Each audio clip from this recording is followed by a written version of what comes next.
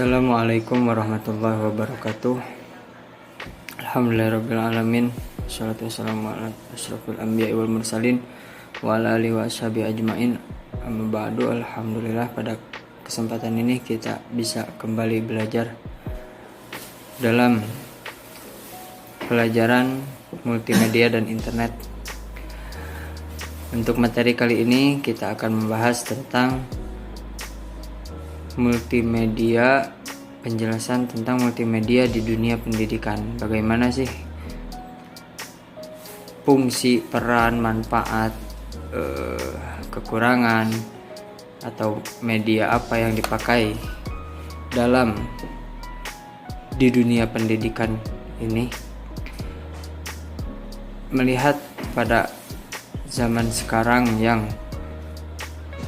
masuk pada periode 4.0 memungkinkan terjadinya penyampaian informasi yang sangat cepat, interaktif, dan menarik. Manfaatnya sangat banyak dan kekurangannya pun ada, hanya beberapa. Dan manfaatnya misalkan seperti dalam bidang bisnis atau kesehatan atau hiburan dan pendidikan dan berbagai kepentingan umum lainnya. Nah, sebagaimana pengertian multimedia yang telah dijelaskan oleh kelompok yang sebelumnya, maka saya langsung saja kepada peran atau fungsi multimedia di dunia pendidikan. Manfaat media pendidikan dalam proses belajar menurut Hamalik tahun 1986 antara lain sebagai peletakan dasar-dasar yang konkret dalam berpikir untuk mengurangi verbalisme, memperbesar minat siswa, membuat pelajaran lebih menyenangkan sehingga berdampak kepada hasil pembelajaran yang lebih memuaskan.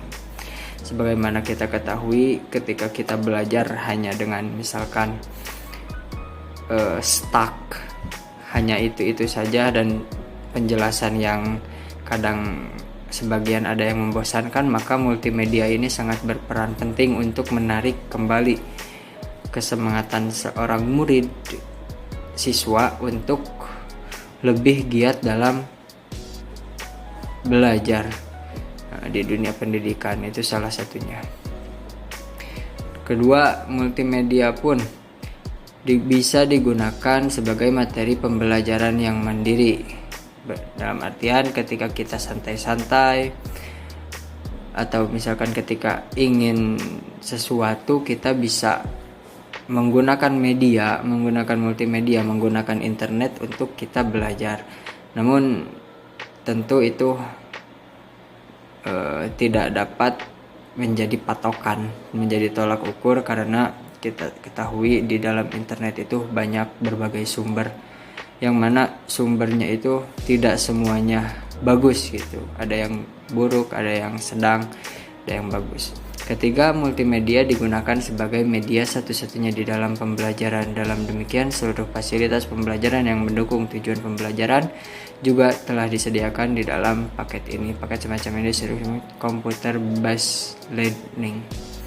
Nah, bisa juga multimedia dikhususkan untuk sebuah pembelajaran dalam proses belajar mengajar anak-anak. Nah, apalagi di zaman sekarang pada saat musim seperti ini, itu multimedia sangat terpakai. Oleh karena itu, kita sebagai mahasiswa atau kita sebagai siswa harus bisa mengikuti metode yang ada sekarang, tentu dengan segala kekurangan dan kelebihannya. Mungkin untuk peran multimedia pada saat ini itu sangat penting, dan meskipun tidak saat pandemi pun itu bisa jadi sebuah inovasi untuk menarik siswa agar giat kembali dalam belajar.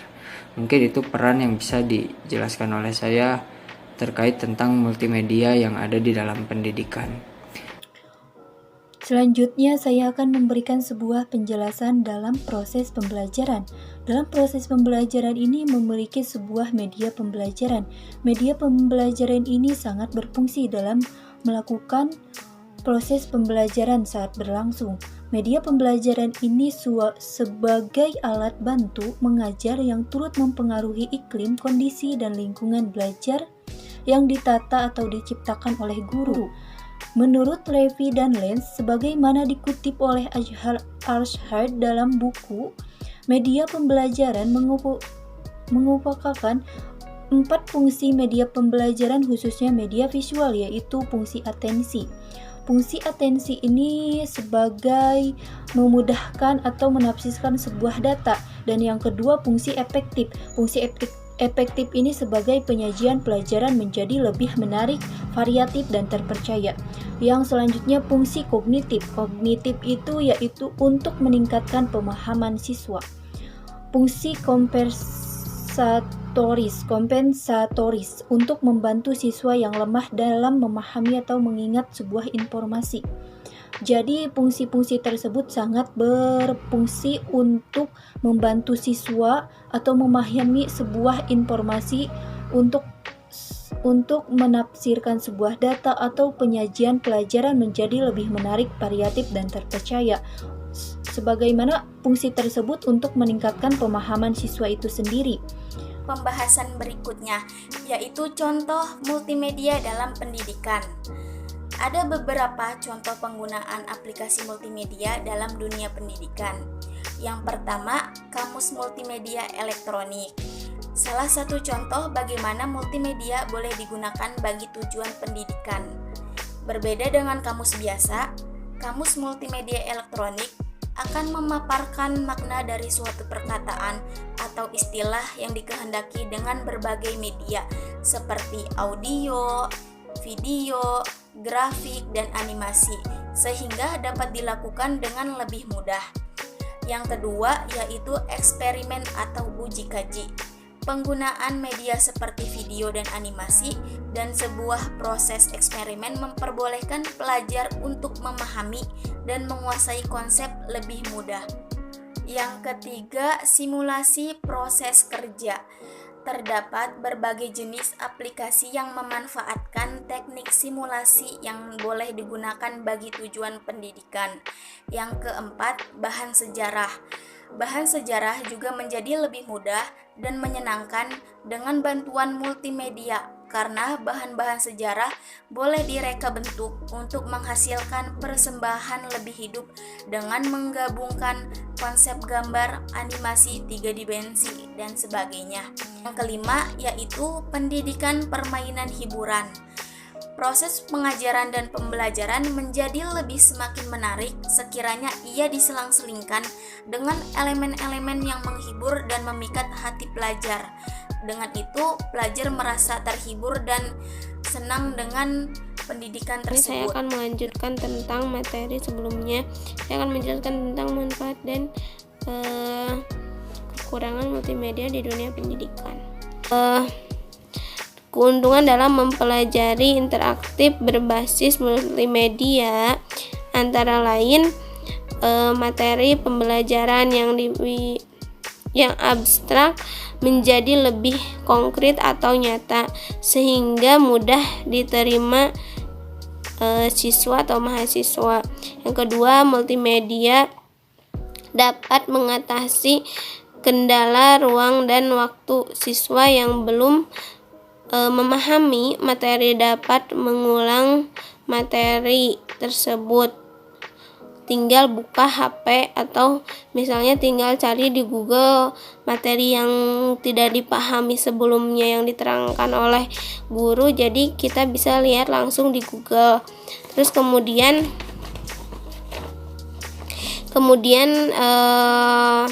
yang ketiga, informasi yang disajikan dengan media yang tepat akan memberikan kesan yang mendalam pada diri siswa.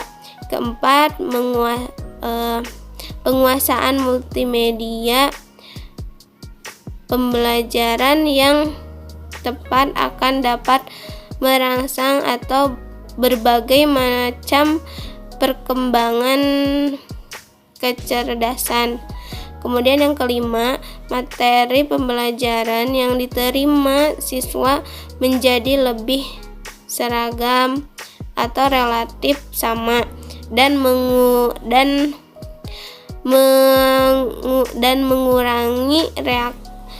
mengurangi resiko kesalahan konsep. Nah, untuk kekurangan atau kelemahan dalam multimedia yang pertama masih kurangnya tenaga ahli dalam pembuatan dan penggunaan perangkat multimedia dengan pembelajaran. Yang B, akan menghabiskan sedikit banyak biaya karena untuk contohnya membeli kuota atau yang lainnya. Yang ketiga, kurang tepat untuk sekolah yang berada di pedalaman. Nah, yang terakhir itu dengan menggunakan multimedia biasanya kalau jaringannya sinyalnya sedang tidak ada, biasanya terganggu dan suaranya kadang-kadang terputus-putus seperti itu. Selanjutnya adalah media apa saja sih yang dapat digunakan di dalam dunia pendidikan. Perkembangan teknologi, informasi, dan komunikasi di era industri 4.0 telah memiliki pengaruh yang sangat besar terhadap proses pengajaran dan pembelajaran. Kemudahan akses ini sangat mudah sekali dijangkau oleh para pengajar dan para pelajar. Akses teknologi juga mampu meningkatkan kualitas pendidikan. Sejak ditemukannya teknologi internet, hampir segalanya yang asalnya tidak mungkin menjadi mungkin. Saat ini, peserta didik dapat belajar tidak hanya di mana saja, akan tetapi sekaligus kapan saja dan di mana saja. Dengan fasilitas sistem e-learning ini, atau electronic learning, semakin dikenal sebagai salah satu cara untuk mengatasi masalah pendidikan dan pelatihan, baik di negara-negara maju maupun di negara-negara yang sedang berkembang, khususnya di negara kita, negara Indonesia. Adapun media-media yang sering digunakan baik untuk pembelajaran virtual maupun untuk mengadakan acara rapat atau meeting adalah seperti media aplikasi Zoom, Google Meet, Classroom. Lalu ada juga yang setiap lembaga mempunyai inisiatif dengan membuat aplikasinya sendiri untuk pembelajaran virtual dengan mengatasnamakan lembaga itu sendiri. Seperti contoh STAI Al-Falah, mereka membuat aplikasi media pembelajaran yaitu aplikasi e-Taklim agar senantiasa memudahkan para mahasiswanya untuk belajar secara daring. Berikut pandangan siswa terhadap efektivitas pembelajaran berbasis daring. 1. Mayoritas siswa merasa pembelajaran daring ini dirasa tidak begitu efektif karena di dalam praktiknya guru itu lebih dominan dalam pemberian tugas, bukan penjelasan materi. Beberapa guru mungkin ya. Yang kedua, siswa ini merasa ada kelebihan dan kekurangan dalam pelaksanaan daring. Seperti contoh kelebihannya, siswa menjadi merasa lebih santai dan senang. Siswa merasa punya lebih banyak waktu di rumah bersama keluarganya, bersama teman-temannya. Siswa merasa punya lebih banyak waktu untuk beristirahat dan bersantai-santai. Yang terlebih, siswa merasa lebih rileks dan tidak tegang tentunya. Adapun kekurangannya dari media pembelajaran berbasis daring atau online ini, siswa merasa boros dikarenakan kuota menjadi cepat habis. Siswa merasa lebih sulit memahami materi yang disampaikan oleh guru. Lalu, siswa merasa sedih karena uang jajan yang didapatkannya berkurang. Tapi berkurang untuk kebaikan sih. Lalu juga siswa merasa kegiatan sosial secara langsung dengan teman-temannya merasa terhambat. Adapun harapan dari siswa, ialah siswa berharap penerapan daring ini kedepannya bisa lebih diperbaiki. Seperti rekomendasi siswa yaitu penjelasan materi pembelajaran melalui video dan pemanfaatan kemajuan teknologi. Atau bisa melalui pembelajaran melalui live Facebook ataupun Instagram. Selanjutnya yaitu perbandingan antara pembelajaran online dan pelajaran offline. Sebenarnya, media pembelajaran secara online tidak dapat dikatakan sempurna 100%, dan begitu juga sebaliknya. Media pembelajaran secara online pun tidak seburuk itu juga. Di sini ada beberapa kelebihan dan kekurangan pembelajaran secara online dan offline dari 3 aspek. Yang pertama yaitu tempat. Akan terkait dengan masalah geografis bila memilih pembelajaran secara offline. Tentu tidak menjadi masalah jika jarak antara tempat tinggal dengan tempat learning berdekatan. Akan menjadi sedikit masalah juga bila terjadi sebaliknya. Ditambah lagi kalau kita belajar kuliah secara offline, kita harus mengeluarkan banyak biaya untuk modal transportasi. Pembelajaran secara offline memerlukan sangat banyak wadah atau tempat dalam bentuk seperti bentuk fisik untuk menampung peserta dan pemberi materi. Sedangkan pembelajaran secara online tidak membutuhkan tempat secara fisik, hanya saja membutuhkan seperti laptop, smartphone sebagai wadah sarana pembelajaran yang tentunya dapat diakses dimanapun kita berada, sehingga kita dapat belajar langsung di tempat tinggal kita. Yang kedua yaitu waktu. Pembelajaran offline menerapkan waktu tertentu yang biasanya lebih banyak pada pagi hingga sore hari, karena waktu tersebut adalah waktu umum kita beraktivitas.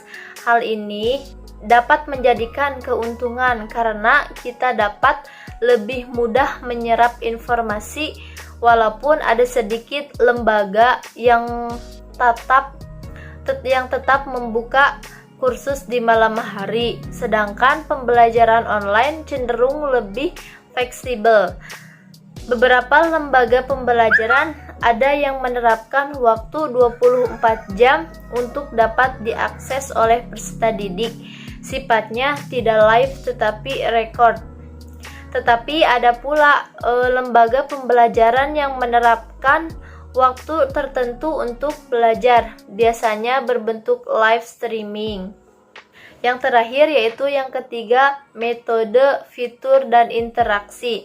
Umumnya, metode pembelajaran offline dan online mungkin sama saja, yaitu seperti berceramah, diskusi, dan penugasan. Namun yang membedakannya adalah porsinya. Pembelajaran offline memiliki porsi lebih banyak di metode seperti ceramah yang dilakukan oleh pembawa materi. Sedangkan pembelajaran online itu lebih banyaknya menggunakan metode penugasan atau project based sebagai porsi terbesar. Fitur dan interaksinya pun terdapat perbedaannya.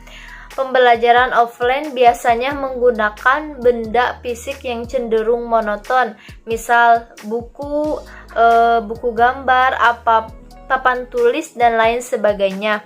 Sedangkan pembelajaran online biasanya menggunakan software atau aplikasi yang lebih menarik, seperti games elektronik interaktif, sharing screen, video, dan lain sebagainya. Kesimpulannya, multimedia merupakan penggunaan komputer untuk menyajikan dan menggabungkan antara teks, audio, video, animasi, dan gambar dengan alat bantu dan tautan link, sehingga pengguna dapat menggunakan multimedia untuk navigasi, berkarya, dan berkomunikasi. Dan kita ketahui bahwa di dunia ini banyak hal yang saling berkaitan antara satu dengan yang lainnya. Begitupun dengan multimedia dan dunia pendidikan. Pendidikan merupakan hal yang sangat penting bagi seseorang, karena jika tidak, seseorang tersebut akan kurang memahami makna kehidupannya itu sendiri.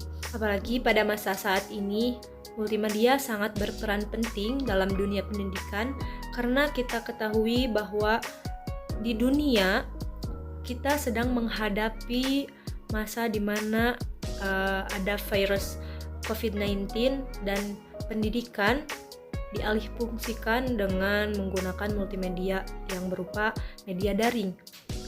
Nah, tetapi kita ketahui bahwa multimedia ini memiliki kekurangan dan kelebihannya masing-masing seperti yang sudah dijelaskan tadi oleh rekan saya. Dengan begitu, kita sebagai pelajar harus bisa memilah dan memilih mana yang harus diprioritaskan dalam pembelajaran melalui media daring ini.